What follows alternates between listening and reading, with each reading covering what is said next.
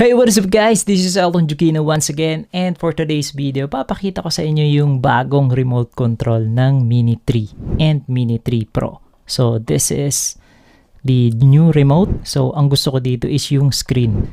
So ang ganda niya. So sobrang linaw. Ayan.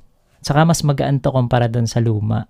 So meron tayong review about this one and the Mini 3 Pro that we have. If you haven't watched the video, I will be including the link in the description para mapanood nyo yung video at magkakaroon tayo ng in-depth review dito sa remote control, kung ano yung masasabi ko, kung ano yung nagustuhan ko at kung ano yung hindi ko nagustuhan. So merong isa na hindi ko nagustuhan dito sa remote na to at abangan nyo yan at alamin nyo dun sa video natin na ipopost sa YouTube channel. At kung gusto nyo mapanood yung review natin at in-depth review and kung paano gamitin yung bagong remote, at kung ano yung hindi ko nagustuhan sa remote na to, please check out my YouTube channel.